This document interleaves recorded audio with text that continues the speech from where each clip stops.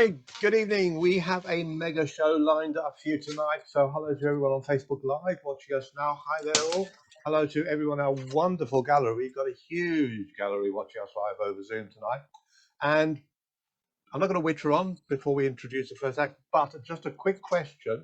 I'm just having a look at the gallery because, Jill, you don't need to answer. Just put your hand up. Did that envelope arrive that said do not open? Okay, great. We'll talk about that later. Straight on with our first performer, the very modest and unassuming Martin Duffy. Hello, Martin. Hello, everybody. Hello, how are we doing? So I'm going to ask Stuart to bring up a volunteer for me, please. Absolutely. Let's go for, how about Robin? How would you like to help? Hi, Robin. I can't hear you. Oh, there we are. Hi, how are you doing? I'm living the dream. Wonderful. How are you? I'm doing all right. How may I help you? Good, good, good. Well, I'm going to change cameras first of all. Let me just do this. Go down here. Okay, we've got a deck of cards here. They're fairly well mixed up, but I'm going to give them an extra shuffle now. Okay, and if you were here with me, Robin, now you would be able to shuffle these cards.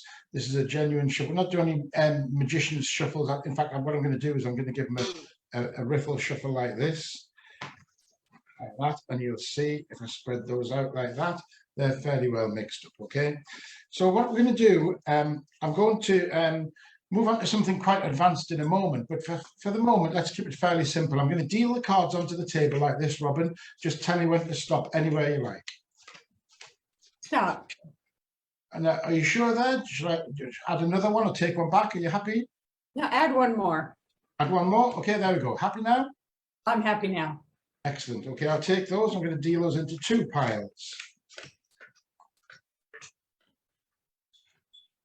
Okay, and now we've got two little brass medallions here. One has a square on, one has a circle on.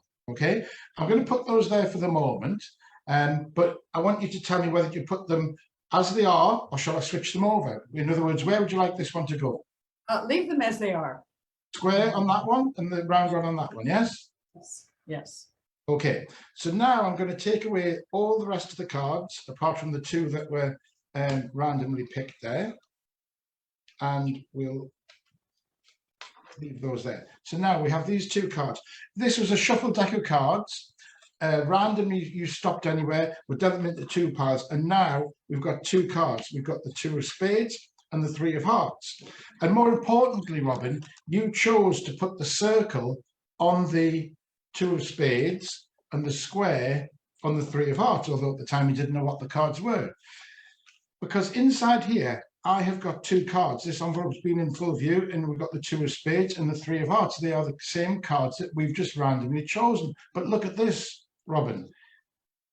The three of hearts has a square hole in it, and the two of spades has a round hole in it. Thank you very much.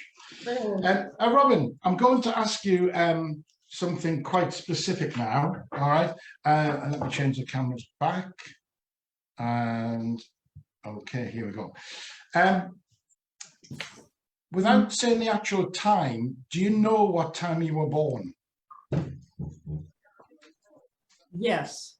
Okay, so don't say for the moment. Just could you come a little bit closer to the camera? Okay. Thank you. Just look into the lens, into the camera for me. There we go. Right. Okay, I'm just going to set that there and keep that there in full view. Okay, I'm not going to touch that again. Robin, could you tell everybody the time you were born, please? 2:36 in the afternoon. Sorry? 2:36 in the afternoon. Really? 2:36? Yes. Is that right? Is that what your watch says?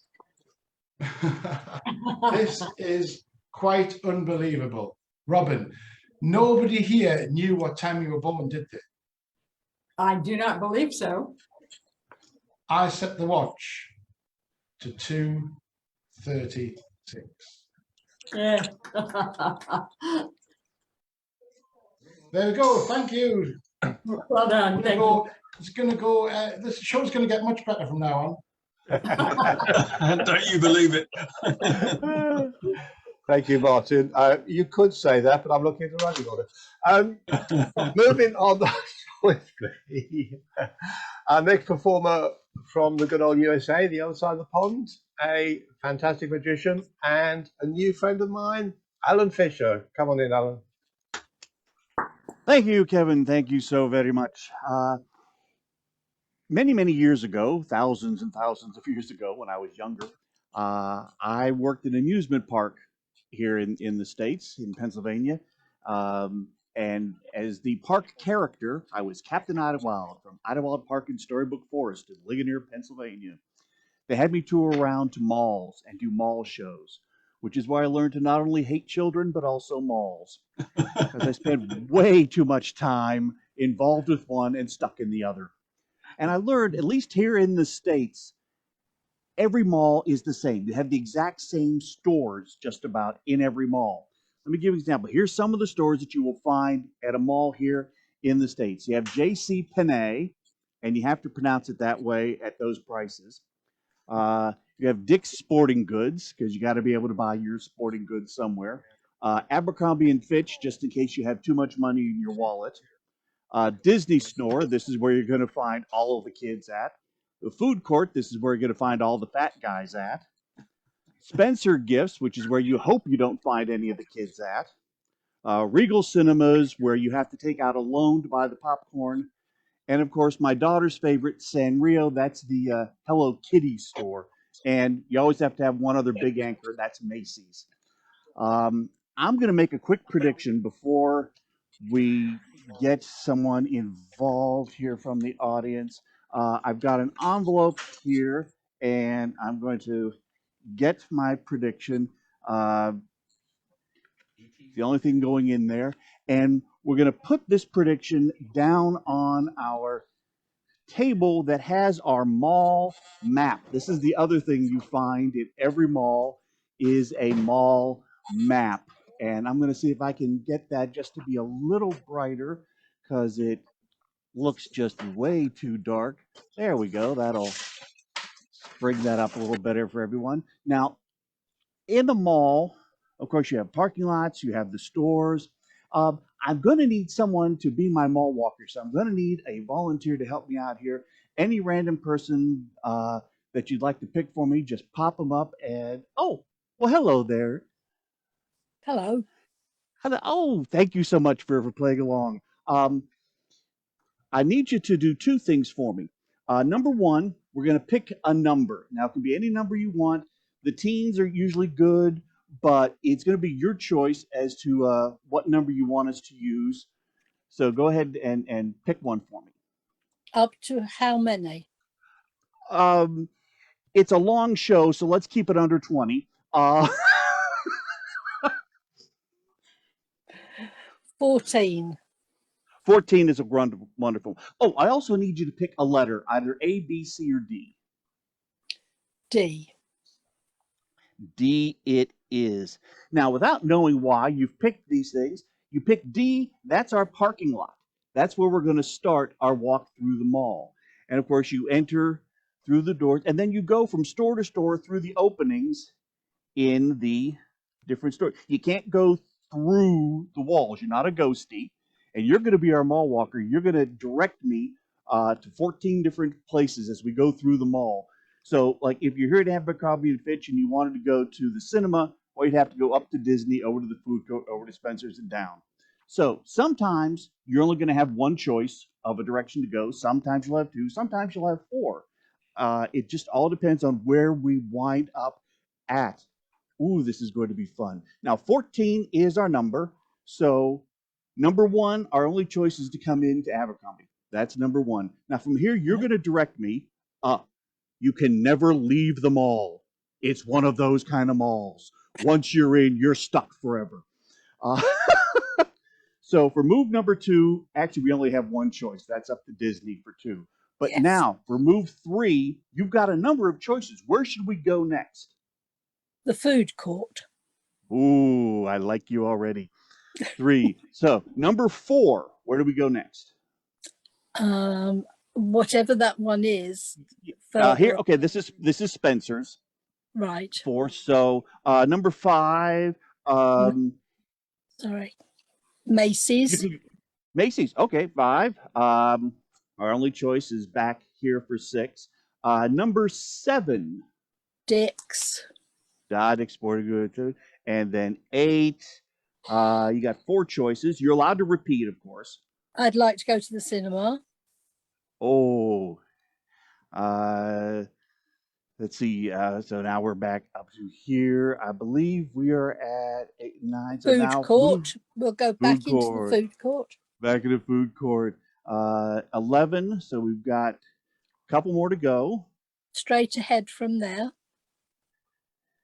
That's 12. Into We've got 2 more. pennies. Into pennies. Oh, I like that. And yeah, only and one then more back. and that leaves us at the Disney store. Now, Oh, how you had lovely. any number of places, directions you could have gone, and of course, had you picked a different number, like had you picked 15, well, then you could have had the food court, Abercrombie Fitch, Hello Kitty, or back to J.C. Penney. You picked the number, you picked our starting spot, and you picked our end spot. Your little walk through the mall took us to the Disney store. And before we started, I made a prediction. I stuck it here in the envelope, and I said you were going to end up at the Disney store. And that's my magic for today. Thank you so much, my dear, for helping me. And Kevin, Thank you. back to you. Woo, thank you very much, Alan. That was brilliant. Thanks a lot. And all my life, I've been mispronouncing and calling it J.C. Penney. So, slap on the wrist for me. No wonder I got funny looks. And last time I was in Florida. So, on to our next act, all the way back over here to the UK and to a lovely man who's also a terrific magician. Hi there, Parry. Parry, come on down. Hello there, Kevin. Hello. Thank you for inviting me today. Right. Now, to do this, I need some volunteers, but my side camera is not working at the moment, so I'm not going to worry about getting someone else on the screen with me. But if I can just ask someone and they can respond by putting their mic on and just responding verbally, then I know you're all taking part. Okay. So I'll start with well, I can see Jill up there. So Jill, I can see you on a small screen. Don't worry about coming on my screen. So Stuart, just leave my screen big because people can see what I'm going to show them now. Hello, Jill. I can see you've unmuted. Hello. Hello, sweetheart. How are you doing? All right. Absolutely fine. Thank you. I'm glad to see you. You're here every week. You're a very loyal member. Thank you very much indeed. Right. Let me test something. I've got an observation test for you. Let's see how well you are at observing certain things. Okay. I'm going to show you here some cards. Now, this is going to be awkward because I can't actually do this on the screen, but let's try and see. Now, first of all, can you see that? Yes. Okay. And can you see the other side? Yes. I'll give you 5 seconds to really take note of what you see in front of you. Okay. Right. Okay. Question number 1. How many cards did you see? 5. Very good. You're very good. Well, let's see how observant you were. What was on the bottom card? Nothing. Are you sure? This bottom Well, card. That's blank. No, it said hello. Well, one second. What were the colors on the back? Red. Oh no, wrong again. Hang on. On the other cards, what were they written? What was written on the cards? Nothing except hello on one of them you've just shown me. Hang on. Can you see that? Now, let me show you. It I says can. here, I can see there's one card that says hello. Let me show you. I'm just going to turn something off my screen because it's hiding your view. Okay, let me show you my mathematical prowess right before your eyes using magic squares. Now, Jill, have you heard of magic squares? No. Are they the ones where you move up and down and round? Well, not exactly. A Right. magic square is really a square with boxes or certain, let's say nine boxes, 3 by 3. Okay, I'm going to show you Right. something here. An example here. We have a 3 by 3 box. Can you see? Oh, right. Yes. Now, in that box, we can create a magic square. Now, by that, I mean, for example, there's 9 boxes. I can put 9 numbers in there from 1 to 9. And I'll do that now. I'll show you. I'm going to do this now, but I can't do it on the table, so I'm going to write it on here. And I'm going to do this so you can see I'm actually doing it here. I'm going to write and see.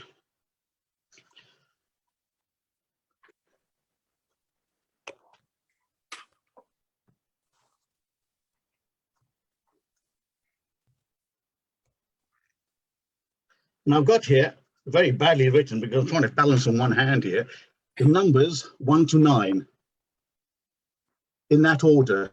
Can you see? It's very Yes. difficult to read this bottom one. But really, this is a magic square because 1 to 9 will generate a magic square that the total of every row, every column, and every diagonal will total 15. Right. Now that's a magic square because every line, horizontal, vertical, and diagonal will add up to 15. Right. Okay, let's try something. Let's try something. Bill, on this side, I've got another one here. And this time I use a bit of tacky stuff so it stays on. Okay, I'm going to write your name here. It says name, Bill. Bill, Right. let's do another one. But this time, you tell me what the total you want it to be. The total of every row, column, and diagonal. And because it's in groups of 3s, now, I don't know if you know, but what I want you to give me is a number which is a multiple of 3, like Right. 30, 33, 36, 27, 24, anything like that, okay? But Give me any 24, total. 24 is the 24 You- is the number I was thinking of. 24. 24. Sure, you go Yeah. for 24. Right, if I write 24 here, you can see I've written 20, total 24 there. Okay, so Right. watch. Right before your eyes, I'm going to put here these numbers. Can you see what I'm writing?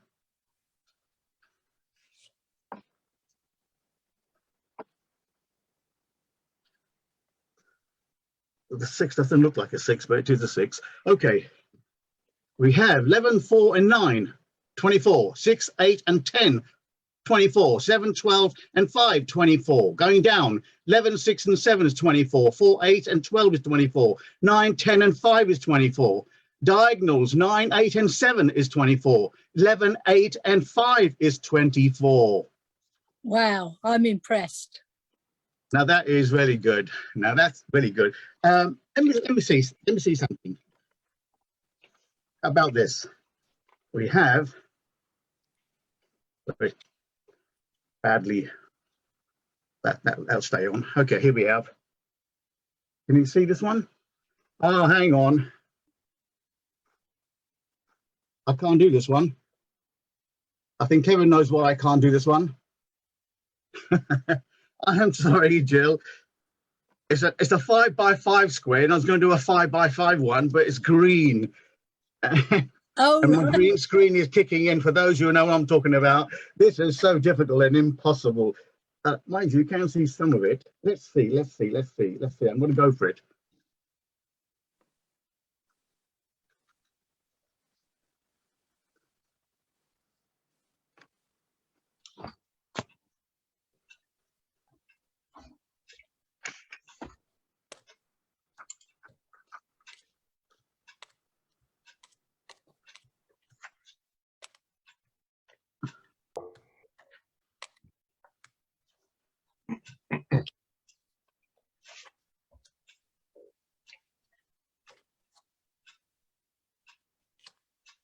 I just feel I'm reading that wrong. So I'm sorry. I'm going to leave that one out. But that would have been a good one if I carried on with that. But to be honest, I can't see what I'm doing there. Jill, I want to say thank you, mate, for helping me with a 3x3 at least, and hope to see you another time. I look forward to seeing the 5x5. Bye-bye, sweetheart. I'm with you, Kevin. Right, hi, I hope you can all hear me. Just so stick your hands up if you can, because I've just had a system crash on the main system, so I've gone onto the backup. The wonders of technology, hey. Right, okay, thank you very much, Parry. Absolutely great, as always. So we did have a performance on video from Andy Russell, which we will do later once my main machine is back up again. So skipping an act and welcoming all the way from Germany, Rolf Haecker, come on in. Hi, good evening. I'm glad to be here. Stuart, could you please find a volunteer for me who would help out acoustically? Okay, so you don't need them on screen. So how about for a change, how about Bruce? Would you mind? Could you unmute? Hi, Bruce. I'm fine. Hi, Rolf. Thanks for assisting me. Pleasure. So first, we need the checks. Oh, terrible. You can't see the cards, can you? I'm No. sorry, my camera is not very good, but maybe we'll get that here. So I have the 4 checks and do a little shuffle here, and now, well, I will just rush through, go through the cards, and you say stop, but whenever you feel, but Sure. bear in mind there's a little delay due to Zoom. Okay, are you ready? Yes. Okay, Stop. right here. Yes. Okay, now we take 3 cards. Okay, we don't need those others. I put those away. And now the checks will help me determine the identity of the unknown cards. Well, let me take them this way. Now I do it the Mika way. I put my head down here, close my eyes, and I hold one card up here. Can you see it? Don't tell me what it is. Just Yes. if you can see it. Okay. Yes. Mm-hmm. Now I insert that here in between the checks. Have them get a little acquainted, and we even rearrange the cards a little. So, well, that should do. Now they are whispering in a very low voice, so I kind of put them a little apart like a funnel, like you might know from the gramophone, and put them very close to my ear. They're saying it's a red card. It's a diamond, the 4 of diamonds. Is that correct? Yes. Good. Now, next card.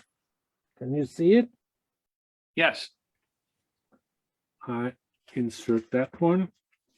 Same procedure. We give them a little time. We rearrange them so they can get acquainted with it. Should be enough. Well, now folks, let me hear it. It's a black card. It's the Ace of Clubs. Is that correct? Yes. Now the 3rd one. Can you see it? No. Should I move up, down? Oh, now I think I saw it. Yeah. Okay. Now let's insert that. Same procedure again. We rearrange them a little. Oh, should do it. Now, guys, what was this card? What? No, they don't want to tell me. They want me to put the card back in again, so they have a closer look. No. Tell me right away. We should maybe come back a little later. Maybe tomorrow.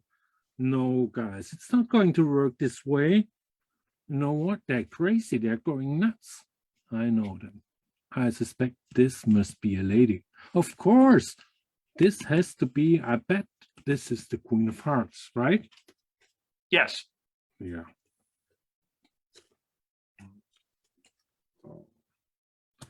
I tell you one thing, those checks, besides of being able to determine the identity of an unknown card, they do have another superpower. Did you know that? I did not. I tell you, they can exchange position with any cards in the deck. I'll show you, but I need your help. Can you cast the spell Simsalabim? Say it again. Simsalabim. Yes. Let me hear it. SIM. SALA. Say it as one word. Simsalabim. SIM SALABIM. Okay. Now, I think it already worked. Did you see anything? No. I'll show you. They are. It's the cards. It's. Well, those are no longer the checks, right? Can you see that? I see the queen.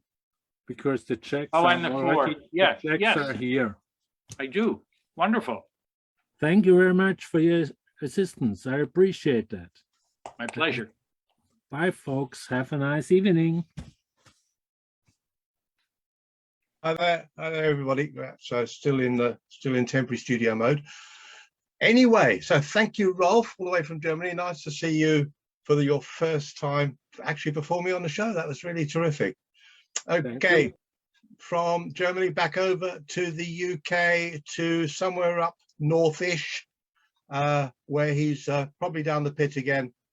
Roy, are you still there? Unmute. I'm just did it once. Unmute myself. Yeah, I'm not too bad. Actually, talking of the pit, tonight, every week you learn a little bit more. Last week you learned I'm a poet. This week you're going to learn a little bit something. I haven't always worked down the pit. In fact, I actually at one stage, I'm going to sort of my camera, worked on behalf of the, there you go, on behalf of the Bank of England. I worked at the Royal Mint. And actually I've got my ID card here. I'm going to try and get rid of the clear rule. Yeah, there you go.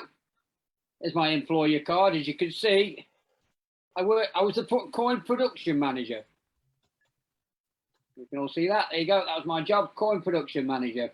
And what we do, we come in the morning, we go to the blank, we'll go and get a blank coin. In this case, it's a blank £2 coin. For security, you would then take your ID card, put it into the machine, press the button on the machine, there you are, like that. And when you lift it off, you'll get no longer a blank, you'd make a £2 coin. Now, we didn't just make £2 coins, we also made £1 coins, because I was a production manager. And again, same sort of thing. You take a, you take a blank on both sides. You'd also use the press. I don't know if you can see that's, there you go. That's got the imprint of a £1 coin. And then you use the other half of the press. You take the blank, put it in the press, put your press on, for security reasons, take your ID card, put it in the machine, you press the button, give it a few seconds. When you open the press, no longer a blank, you've then made a £1 coin. If you were here, you could examine these, by the way. You'd make a £1 coin. That's obviously it's an old-fashioned £1 coin, because it's been a while since I worked there. So someone once said to me, says, that's all well and good, Roy, but what happens if you make a dodgy one?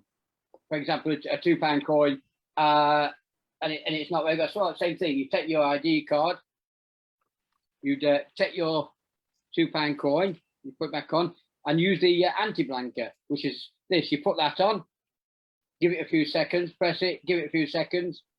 Again, you can look at that if you're here. Okay, what that would do that would take you back to where you started with a blank. Of course, then you could go full circle.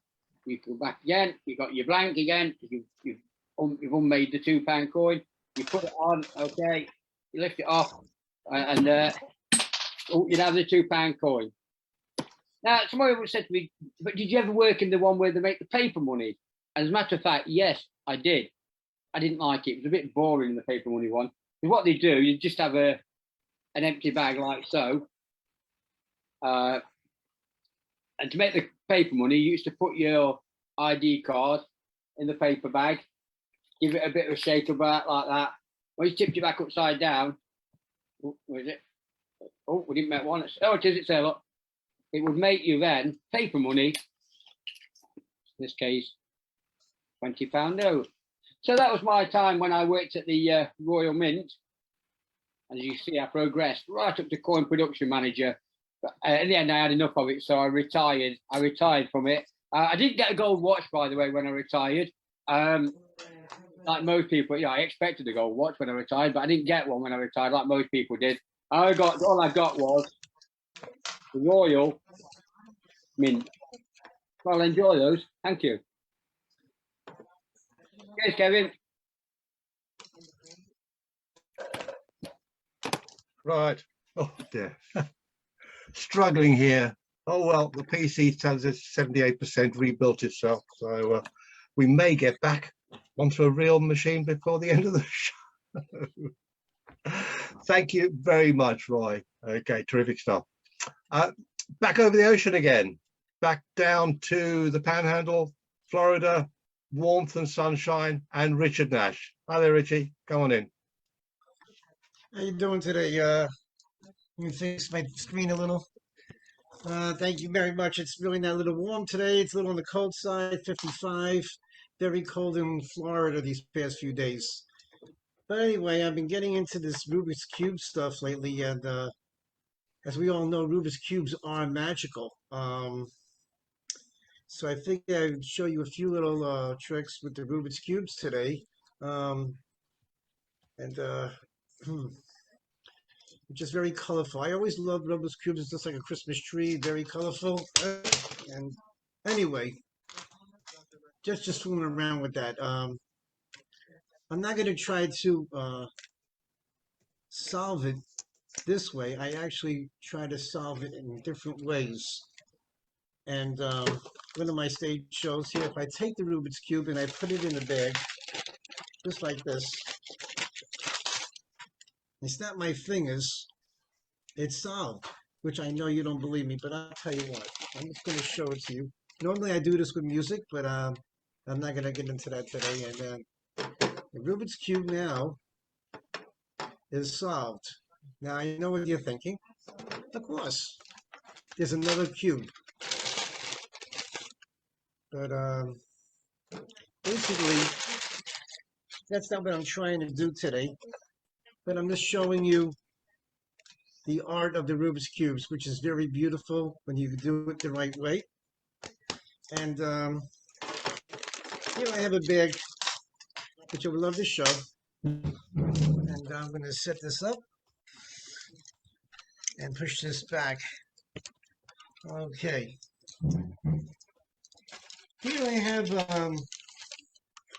another Rubik's Cube. Make sure that you can see it, because I don't want you to think I'm doing anything funny. Put it up like this. And in here, I have something very strange. This is a glass bottle and a cork. Glass bottle and a cork. And what I am tempted to do, which is the first time me ever doing it, is I'm going to put the Rubik's Cube in the bottle, which is just about impossible to do.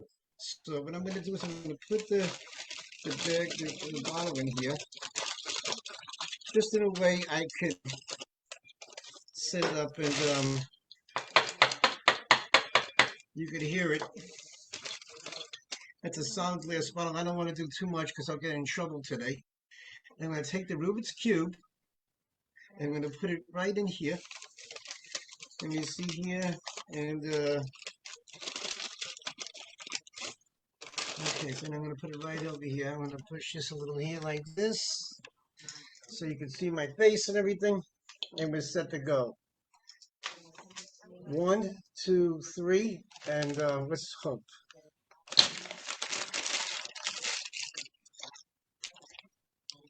Done. I know you don't think it's done, but it's done. It's almost impossible for this to happen. I'm going to show you. Let me go in here and get it out. Rubik's Cube now.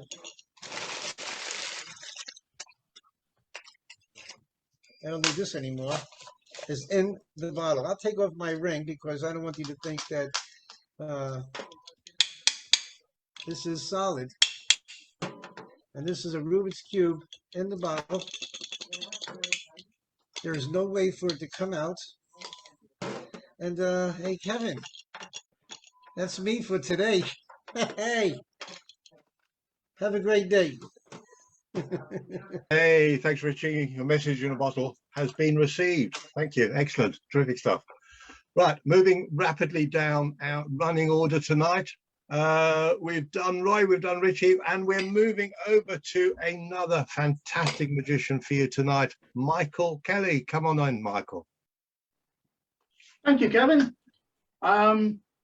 Tonight, I want to do some mind reading for you. There's only one problem. I can't read minds. I'm not Tommy Burnett, but I know somebody who can, and I want to introduce you to Penny Dreadful. Now, Penny is one of the many dolls we have around our house here. It's a cause of constant concern for guests, but Penny can read minds. Now, I'm not going to ask her to go rummaging around in people's darkest secrets. That wouldn't be fair. It would be fun, but it wouldn't be fair. So I'm going to ask her to read a playing card from your minds. I don't need a volunteer, Stuart, but maybe you could shout out stop for me in a moment, please. Of course. Okay, so I've got a pack of cards. And just riffle down, and if you could just call out stop for me, Stuart, anywhere you like, please. Stop. Stop there. Okay. Yep. I'm going to keep them held there. I'm going to come down here so you can see that I'm closing my eyes and looking away, and I'm just going to bend that one over. Can you see what it is? I can. Okay, if everybody could please look at that card and remember it, because I want your combined mental force concentrating on that card, if you please. Because what we're going to do, I have a blank card here, and I would like you to focus on that card and imagine that that's the card that you saw. Concentrate upon it, fill it with all your psychic force, and I can feel it getting heavier even as you're doing that. I can feel the weight of your thoughts building in it, and that will be enough for Penny to read. How is she going to read it? How is she going to let us know what it says? Well, I have this slate book. And if you look inside, there's plenty of chalk dust in there. Penny will telekinetically move the dust around to spell out the name of the card. I'll pop it in the box so that she can read it. I'll put the box in front of her. I'm going to light a candle to give her a little bit of energy to do so. And then all we will need to do is give her a moment to make it happen. I don't use lights, it's too modern technology for me. Okay, the heat and the light from the candle is giving Penny the energy she needs to discover the identity of the card and to move that chalk dust around and spell it out. I hope. Now, we've got a lot of dolls in this house.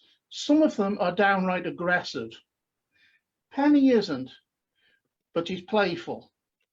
Sometimes she likes to try to make a fool of me. And I'm hoping she won't tonight. It's a simple thing she has to do, so we should be okay. Penny, Tell us. The name of the card is.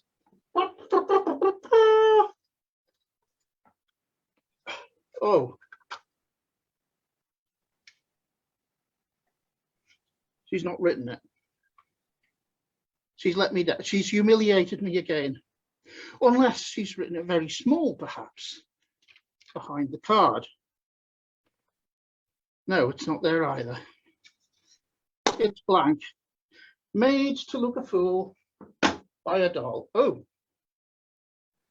But the blank card is no longer blank. And if you can see that, it says she is making a fool of me. If you remember, I asked her to tell us that the name of the card is, and she's told us the name of the card is. A doll who thinks she's funny. Well, I'll give her one more chance, huh?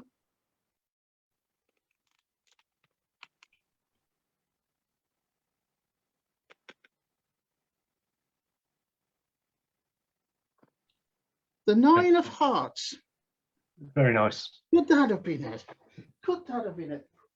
Well, thank you, Penny. We got there in the end. Of course, it would be a lot easier and more impressive if she just write it on a slate like she's supposed to in the first place. Thanks very much. Lovely. Terrific. Thank you. Thank you, Michael. Thanks very much. That was really a lovely act. Terrific. Really enjoyed that. Okay, next on the virtual boards is a gentleman also from the UK. He's been with us in the past and he's back again to entertain us. Welcome to Peter Bernard. Hi there, Peter. Nearly forgot. Yeah, hi, how are you? You can hear me? Yeah, all good. Yeah, all good. Okay, well, I'm going to make you magicians and audience very jealous, very jealous. I have performed this little trick. I told you I used to work for intelligence services, so when they heard I did magic, they invited me along. So I'm going to basically do a trick that I performed at number 10, Oxford Street. So anyway, I hope you can see my table here. All right. So basically, what I did while I was working for intelligence services, I worked a lot in transposition, how to make things move from one particular vessel to another. So I'm going to do just a very quick trick because we don't have much time as there's so many performers. So basically, this is the actual item that makes things go from one container to another. Okay. So anyway, I've got some coins here, as you can all see. You see that? As I said, it's a very quick trick tonight. I've got some coins here, and what I'm going to do is make these coins move from this empty container here all the way through this special transconductive ring over to this empty container over here. As I said, very quick trick tonight. So anyway, I'm going to put this special little container, which is empty, over a little stack of coins here.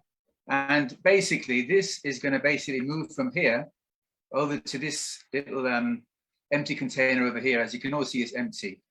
So anyway, what I'm going to do is turn this over. You can see this has now become empty. As you can see that. All the coins that were in this container have now disappeared. And they've actually moved into this empty ring here. And what I'm going to do is put this ring over this container here, as you can see. And then basically all I basically do is then, hold on a second, tap the container on the table, touch this on top of it, and you'll see this pile of coins appear. So as I said, it's very short trick tonight. And I must admit, it wasn't all my doing. I did have some help from my little friend, Maximilian's. So as I said, a short trick tonight. So hope you all enjoy the rest of the evening. Thanks. Thank you, Peter. Okay. Back from the UK, over to the other side of the pond, to our Kung Fu Meister and great magician, Jorge or Xanadu. Come on down. right, can you guys hear me? Hear Yes, me? yes, I can hear you. Can hear you. Yeah. Okay, I'm gonna need a volunteer. Can somebody get somebody for me, please, if it's possible?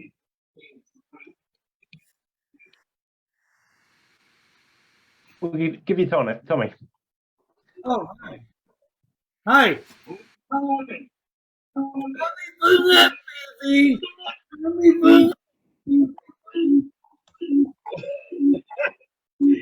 What's up, Tommy? You have an act on my foot. Can you hear me? I can't see you on the screen. No, there you go. We're getting some audio feedback from somebody, so I'm going to mute everybody that's not taking part. I think it's coming from Jorge. But maybe not. Not me, want me. Yeah, all right. Can you hear me now? Yep. That much better. That's much better. Okay, perfect. Excellent.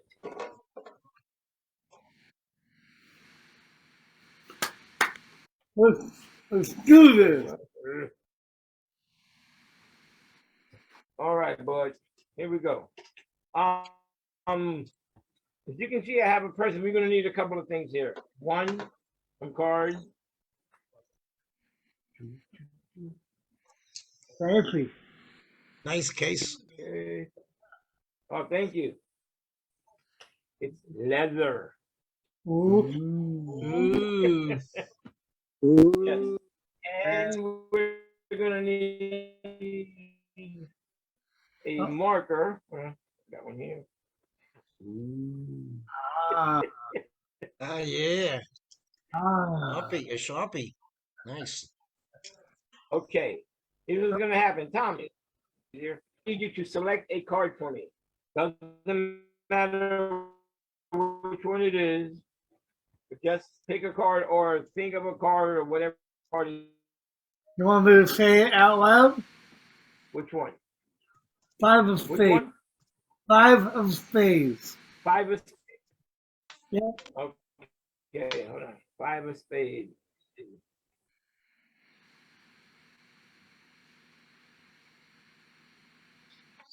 It's gone. Thank you. Five of spades. There you go. Spades. The one and only. So I'm going to put your name on here.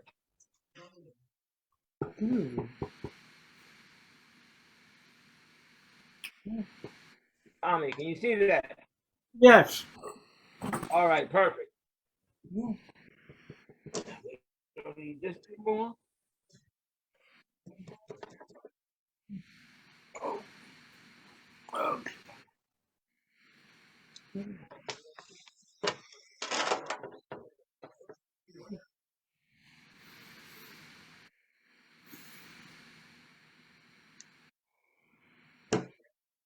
I have here a purse. This is a special purse.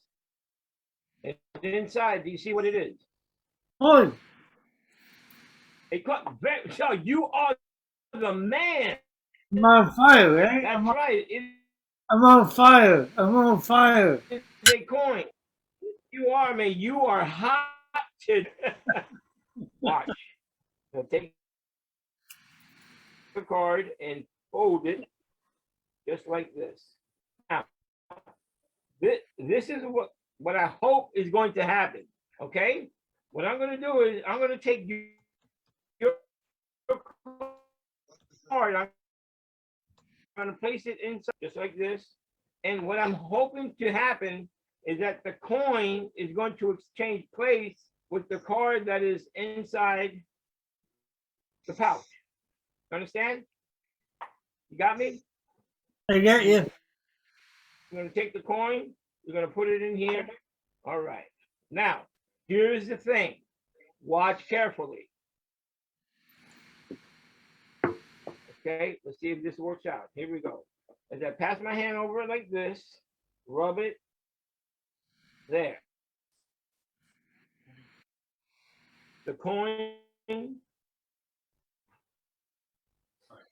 ooh, looks wet, but it's not. Get it? Looks wet, but it's not. Yeah, Back. Now, hopefully, and of course, in here we have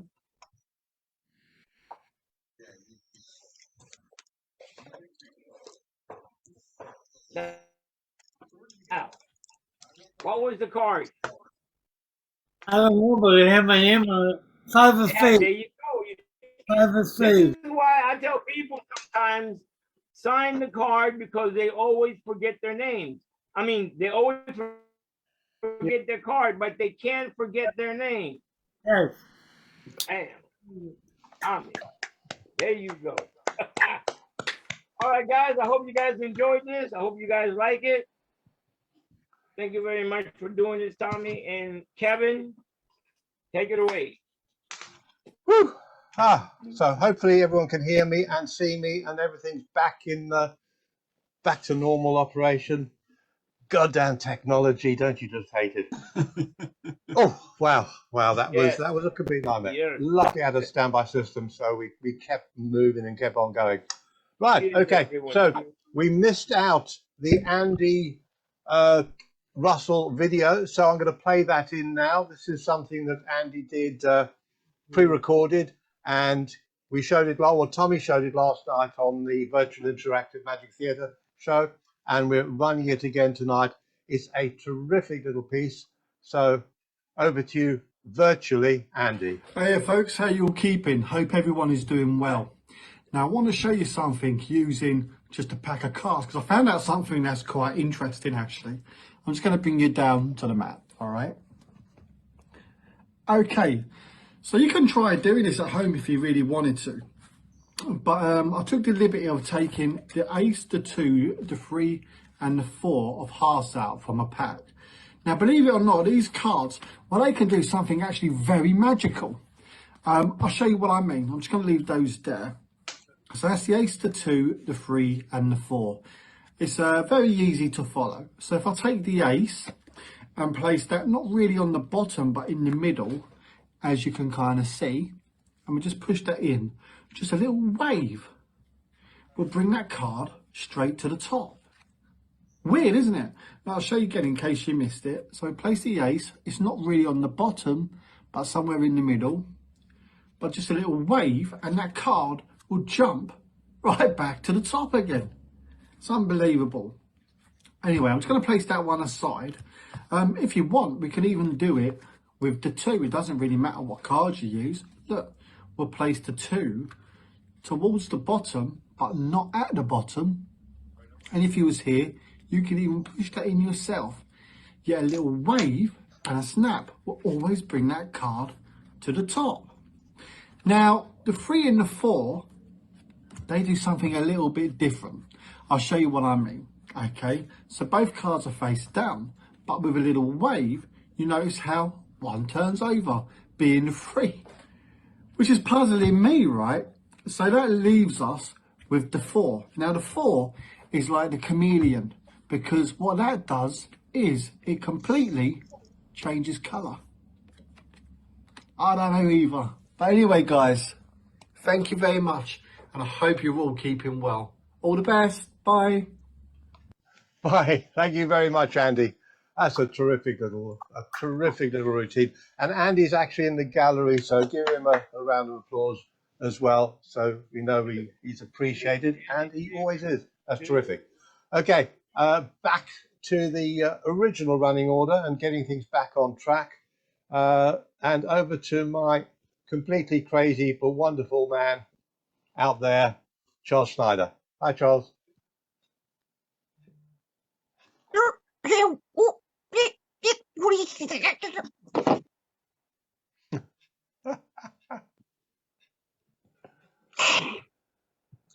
Just going to introduce something, a little short film tonight, everybody, but I promised I wouldn't do any magic. Everybody's quite relieved, I know. But I didn't promise that I wouldn't do a little bit of physical. So before I excuse me, I'm so sorry. I think I've got a frog in my.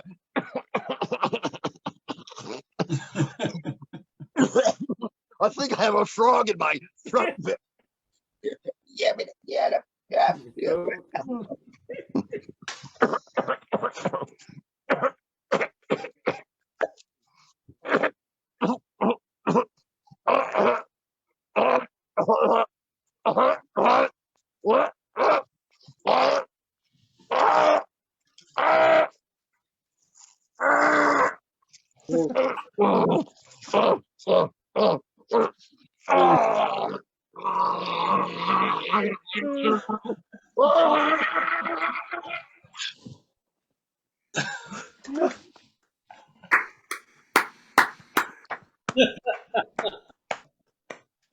I tell you, folks, it's been difficult for me.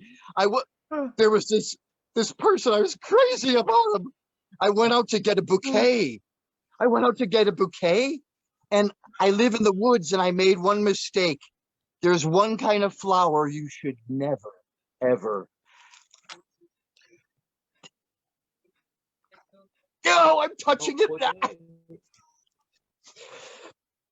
And before I knew it, anyways, the point of this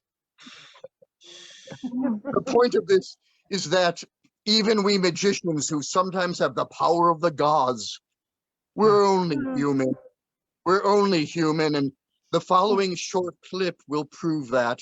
And with that, have a lovely night, everybody. Roll it. Yeah, this is Charles and the Itchy Magician.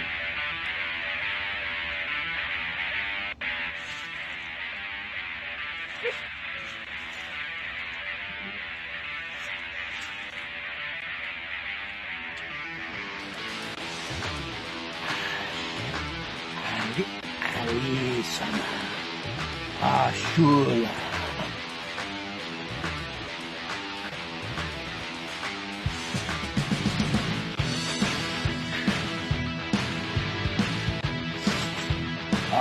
Solas, Ulla bashanda casas, Ozofolas.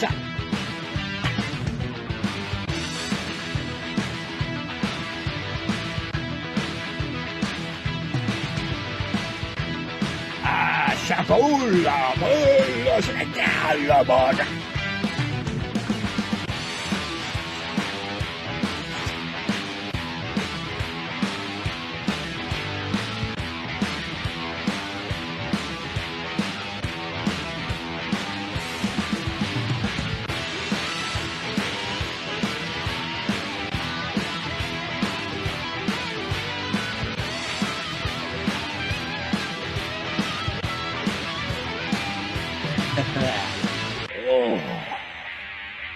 Oh yeah.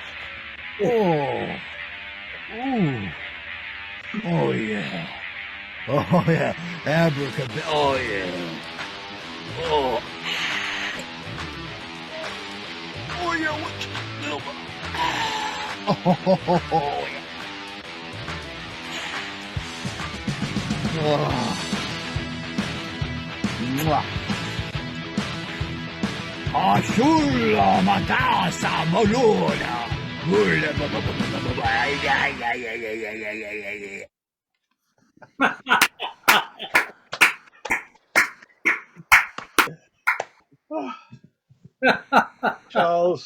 Charles is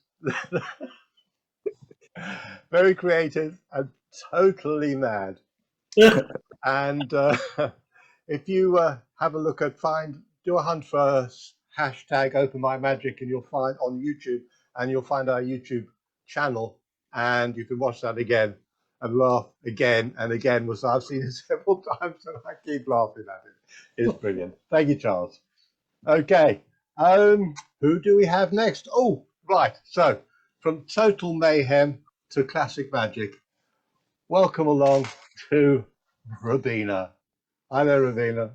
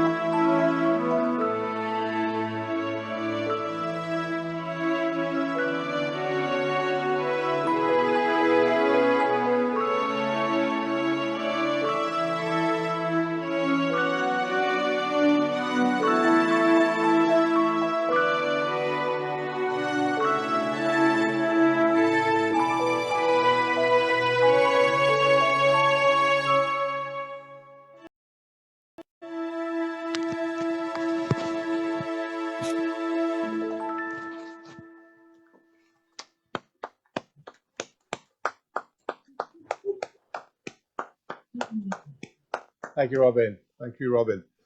Right, from the Atlantic back to the UK. Now, I'm just having a look on my guy. Yes, he is there in the flesh, live, and well, we'll see. I also had technical problems earlier on, but it looks like he's got his camera up and running and his sound hopefully up and running. So welcome to the fantastic Paul Cooper. Hi, Paul. Hi, thanks, Kevin. Thanks for your help. Yeah, technical problems galore, video not working, sound not working. However, can everyone hear me? Thumbs up if you can. Yes, unfortunately. Fantastic. Oh, thank you very much indeed. Okay, so this evening, ladies and gentlemen, I'm going to just talk a little bit about trust and judgment. So, for example, I will switch my camera, fingers crossed, it will move to, aha, here we are. So, ordinarily, I will tell you I have 4 cards here and a pen, a black pen, and that should be the end of the matter. But we live in a cynical society and people, really? So I'll count them for you. So I have, if you see on the monitor, 1, 2, 3, 4 cards. But I'm picking up waves from the magicians present. They're thinking, oh, really, really? So I'm going to do it this way. I'm going to put the cards down one at a time. 1, 2, 3, and 4. And in a move that would make a lot of people happy, I'm going to rub their bellies like this, give them a little tickle.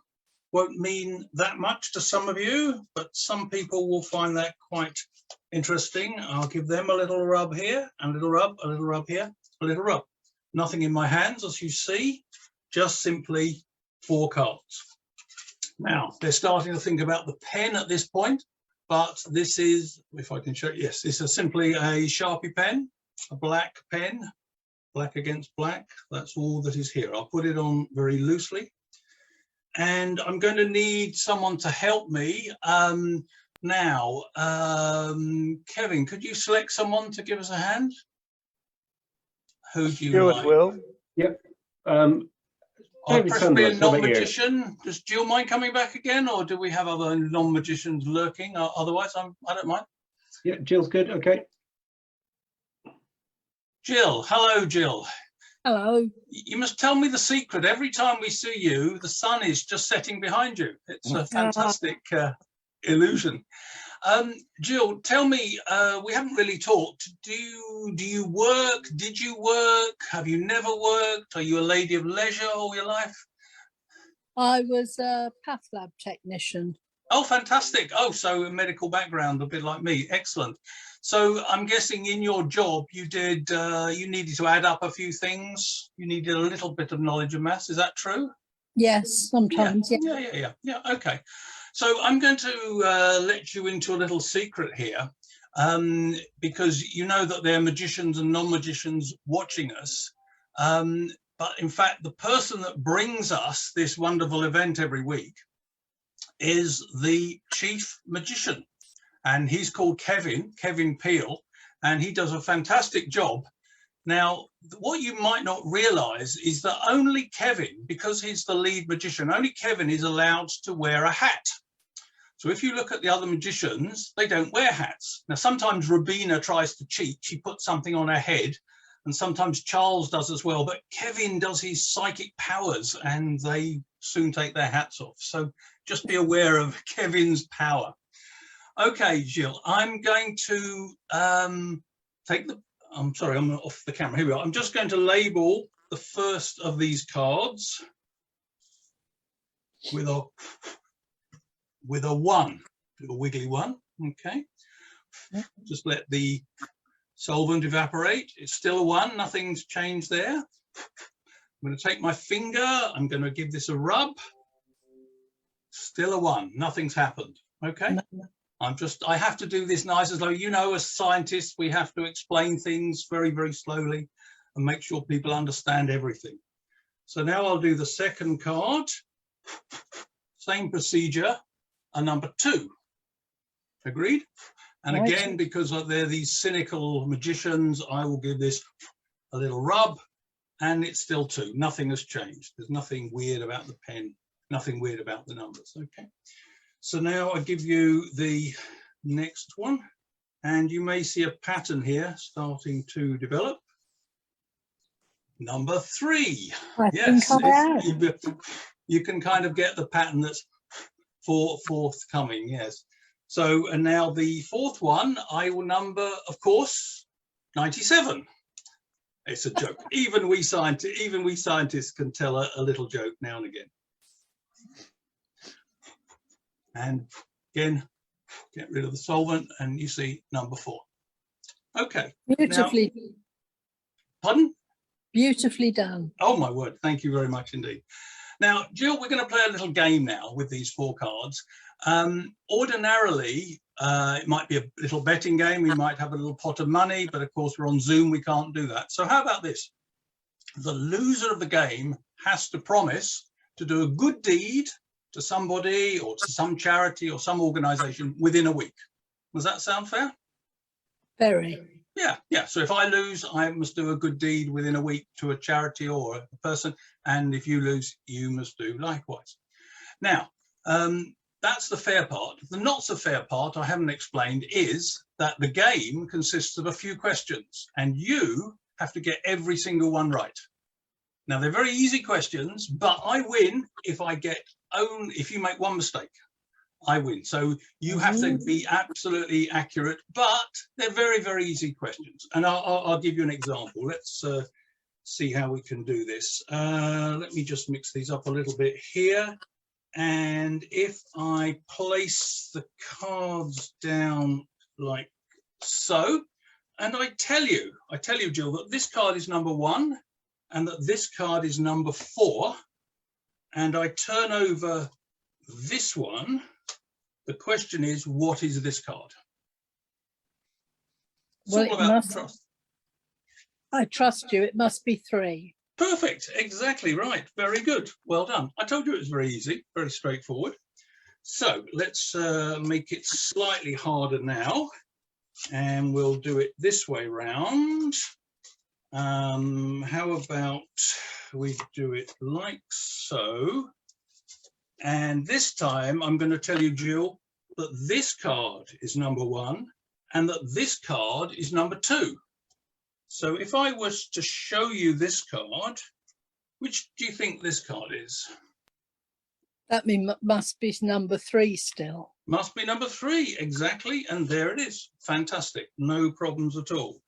Okay, let's make it a little bit harder again and see how you do here. Let me see. If we put these down like this. Now, Jill, I'm not going to show you any of these, but I'm going to tell you that these 2 cards add up to a total of 6. Now, obviously, I'm not going to ask you to identify which individual cards here, but what do you think these 2 cards are? Are they 1 and 2? Are they 2 and 3? Are they 4 and 1? What do you think? 2 and 4. 2 and 4. You're good. Excellent. 2 and 4. Fantastic. Now, without doing anything, what do you think the total of these 2 cards are? 4. So you think it's 4.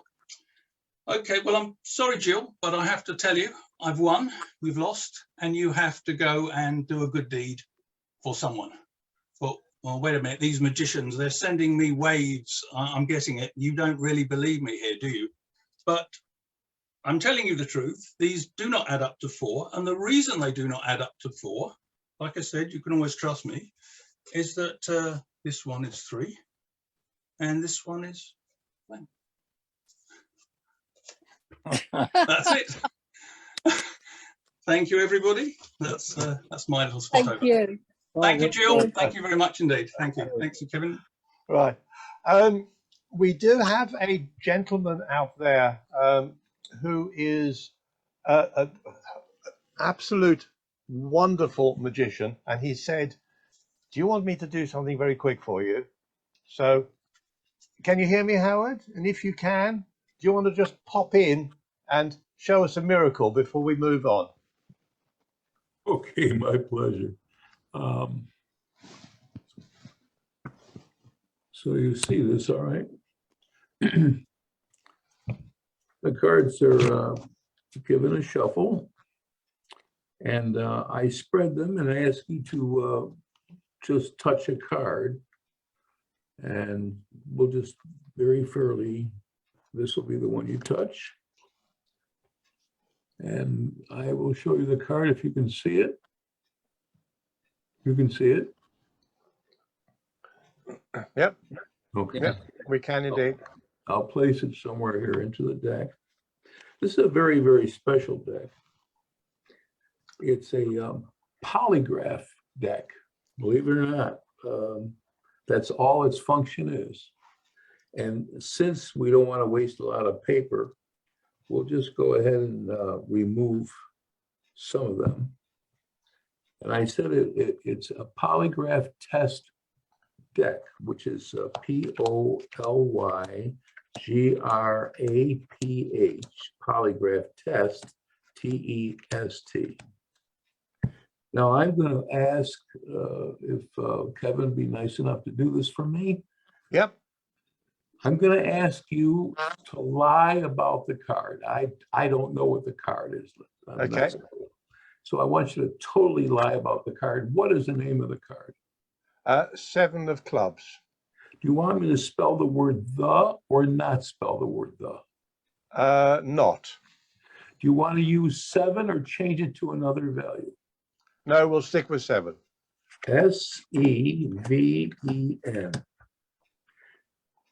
Do you want to use the word of or not use the word of? Let's use of. O-F. And you said it was clubs? Clubs, yeah. Do you want to make it club, clubs, or another suit? Club. C-L-U-B. And now it's going through its phases of analyzing everything you've told me. And it's now arrived at a result. P-O-L-Y-G-R-A-P-H, polygraph, result, R-E-S-U-L-T.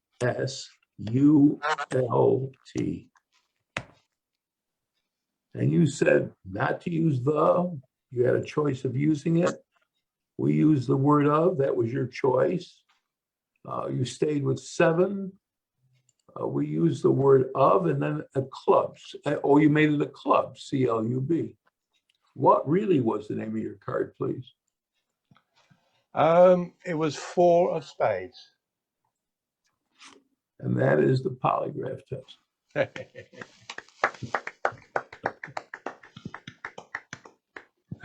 Excellent. Thank you. Thank you. Thank you, Howard. Right, okay.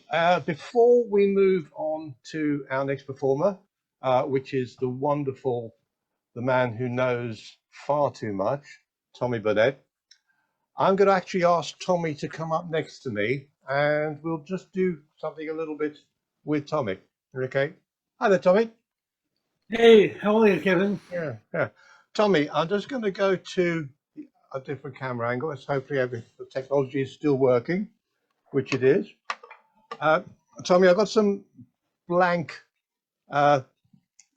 index cards or flashcards or whatever you want to call them here.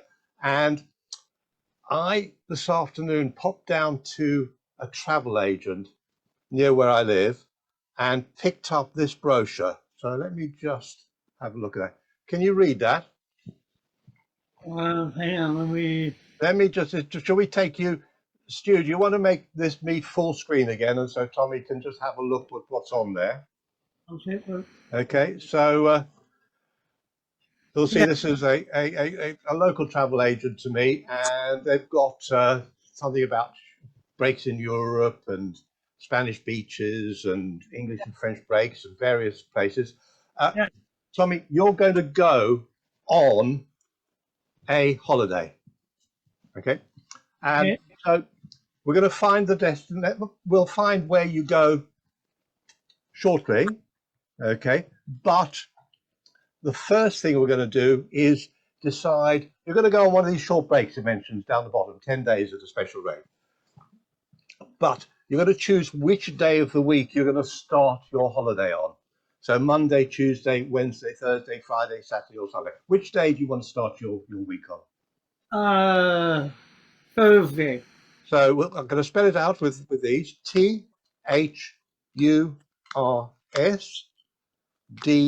and we'll put that one aside. Why? And we'll just carry on. That could have been any of those, yeah?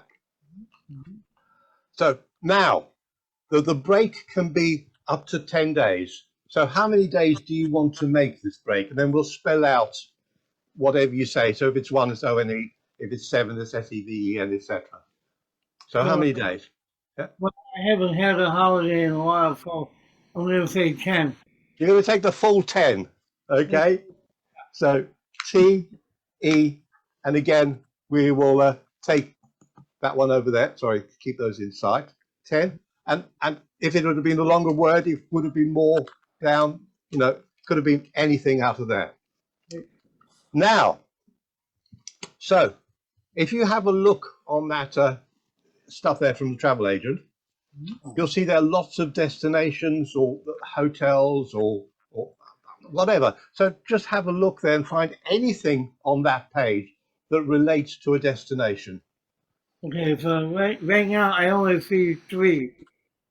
I mean, you've got breaks in Europe, you've got Spanish beaches, Italian food, Germany, you've got Amethyst Hotel in Cyprus, you've got Aegina, which is a Grecian island, you've got Sweden.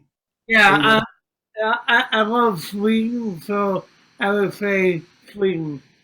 Yeah? Yeah. Okay, you're sure. Okay, we're going to stick with Sweden. Yeah. SWEDEN. And again, depending on what you've chosen. Right. Finally, Tommy, we're going to get back here. So we'll get rid of the travel agents. We've got little cards here. Now, I'll turn them over so you can see that they've got question marks on them. The final question is going to be what season. So you could have gone in spring, summer, autumn, or winter. We don't do fall here, by the way, it's autumn. So which do you want to go in? Spring, summer, autumn, or winter? Well, some of the days are 20 hours long, so you get a longer break, yeah? Okay. I'm going to say summer. So we go S-U-M. How many M's in summer? 2. 1, 2. M-E. And we've got a name there, Jill.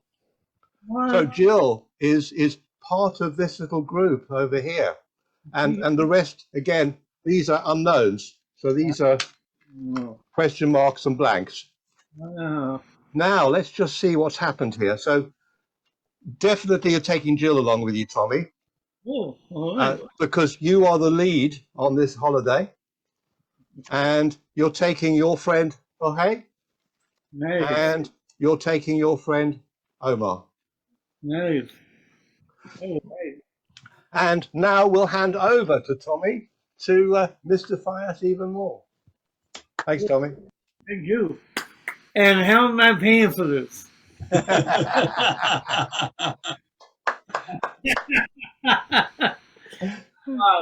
It was fun. It was fun. So today I'm going to do something a little different. I did this yesterday, and hopefully you guys will like it too. It involves a candle, a book of matches, and some string. And if you're a musician, you may already know where I'm going with this. But I pre-recorded this yesterday for the show last night, and I hope you like it.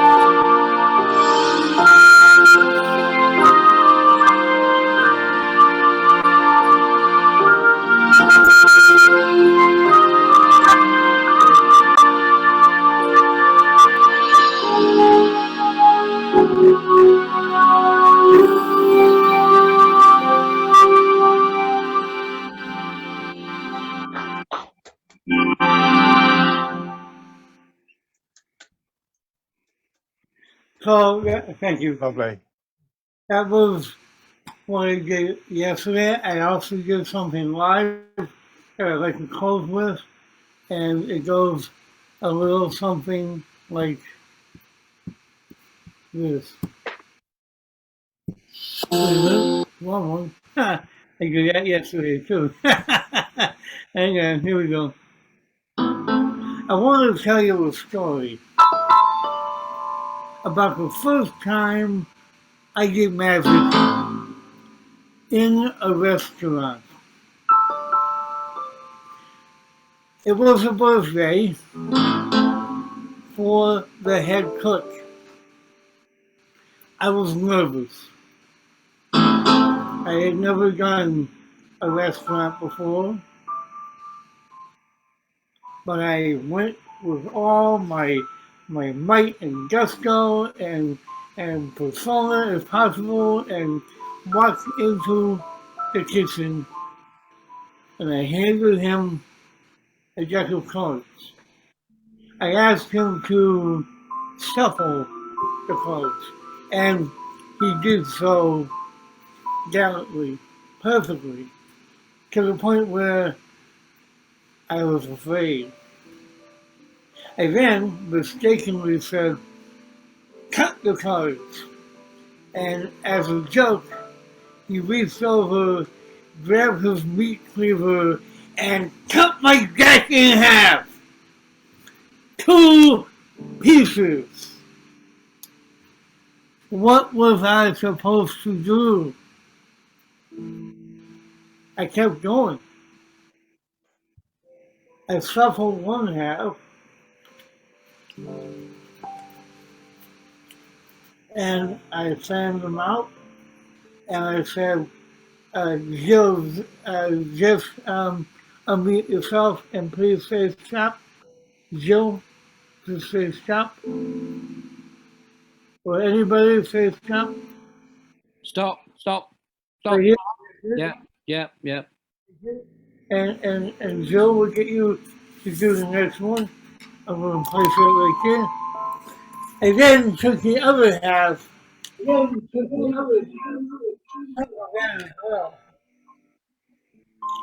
And Jill, will you please say stop now? Stop. Is that good? And then it said, you don't take any of these cards or any of these. But you chose these 2 right here. And it was at this point, ladies and gentlemen, that I was petrified. Because when I turned the cards around, I was how good of a musician I really am. Thank you, ladies and gentlemen. That's my Thank you. Thank you. Thanks, Tommy. And Tommy, if you could take the shared sound off, that would be cool. Thank you very much. Right, it beholds me just to finish up the evening, and something I want to try. I know we keep referring to Jill, but this is something that Jill will know is sort of something that's going to happen. Jill, do you want to bring Jill up next to me, Stu? And if you could unmute, Jill. So, Jill, last week I did a little voodoo trick with you, didn't I? And You we got did. rid of your fear. What was it you were afraid of? Parasitic wasps. Wasps, yeah. And we got rid of your fear of wasps. Hopefully it will begin to work over time. So what I did is I put that voodoo card. Stu, can you find out whose the noise is, and we'll get lovely, terrific. Yeah. So you've got the voodoo card that I sent you, which is on the back of it is the little thing. So, but also inside that envelope there was another little packet which had my card on it, and the other side said "Don't open till told." So don't open. Okay, just turn it around and let people see that it's sealed. If you want to turn that around, they'll see that the other side is sealed. Do not open until asked on the open mic show. I'm going to show you something here, Jill, which is a little box I picked up on. Do you know what Las Vegas is known for? Gambling. No, it's magic. It's Magic Central. That's where all the top I'm so sorry. Yeah, I think there's a little bit of gambling goes on there as well. But magicians go to Las Vegas for conventions and magic. I picked up this little box there, which is quite nice, and I got my name, actually my name inscribed on it. So Kevin Peel. And inside that, I picked up a pack of souvenir Las Vegas cards. And I will just show you what they comprise of. Take them all out. So it's a pack of cards, but they are made up of all different casinos. So all different casinos. I knew and it was a card per casino. So let's get back to there. And hopefully, hey, look, I can pop up in the corner as well. So Jill, what we're going to do is get you to select a card and a casino. Right. But we'll do it in such a way that you don't actually know what you're selecting. And I'll explain. So first, in your mind, grab 3 die or dice. So they've got 1 to 6 on them. So if you throw all 3, you'll get a random number. Just throw them in your head a few times. Make sure they're not loaded or anything. They always come up different. And you can't throw one, but say, for example, you threw one, you would get the 6 of clubs, and you would have chosen the Golden Nugget Casino as the casino associated with that, or the Ace of Hearts. Well, that's an interesting one. Do you want to try and guess what casino that comes from? It's in fact the Hooters Casino, hence the voluptuous young lady on the front. So throw your dice, Jill, and add them up and tell me what it comes to. 15. 15. So do you want to count those 2 in your 15 or start from scratch? Start from scratch. Start from scratch. Okay, so 1, 2, 3, 4, 5, 6, 7, 8, 9, 10, 11, 12, 13, 14, and there is your card. We're going to do the same for the casinos. So, for example, if we have a look on that's the Paris Casino, and on the other side, it's got the 10 of diamonds. And this one here, what's this? That's the Flamingo, and that's got the 8 of spades. So again, throw your dice again and see what comes up. 9. 9. And again, you can choose those 2 in your 9 or start 9 here. Include those 2. Include those. So 1, 2, 3, 4, 5, 6, 7, 8, 9. And as you can see, you could have, if you got one more, it would have been a different casino, or one before, it would have been the Luxor. So, Jill, you've ended up with the 10 of spades and the Tropicana. But I said at the beginning, we're going to do this in a way that you wouldn't actually know what you were selecting. It would be random because you'd be looking at the front, and what you've actually chosen is what's on the other side, and neither of us know what that is.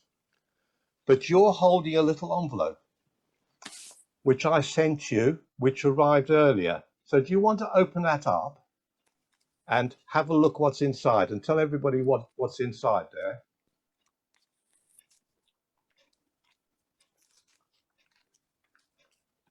Are you managing to open that? It was my hard work of getting it sealed. You could just tear it. Don't worry about it. No, I want to keep it as a souvenir. Okay, so what's inside? You've got it's a poker chip, which on one side it's got, what's that? 3 of spades. Spades. Okay, so this is the card. We don't know what it is. We turn that over. That's the 3 of spades. Wow. And the casino on the other side of that chip, it's got the casino the chip came from. Sahara. Do you want to hold it up so one can see it? So that is Oh. The Sahara. And let's see what's on the back of your 10 of spades. And that is, in fact, the Sahara. Oh, wow. And you could have chosen any of those. Thank you, Jill. You've been great. You. And thanks for being a great supporter of our open mic shows. I enjoy it so much. And thank you, everybody, for putting up with the tech issues at the beginning, but we got there in the end. We will say goodbye to everybody on Facebook Live, but first, I'll just thank you, everybody who took part tonight. Martin Duffy, Alan Fisher, Parry Ahmedzai, Andy Russell on video, Rolf Haecker, Roy Stone, Richard Nash, Michael Kelly, Peter Barnard, Joe Xanadu, Jorge, never, always mispronounce your name, don't I, Jorge? Charles Snyder, Robina, Paul Cooper, Tommy Burnett, myself, and of course the incomparable Howard Hamburg. Thank you for popping in and showing us a little minor miracle. Thanks everybody, and goodbye to Facebook, and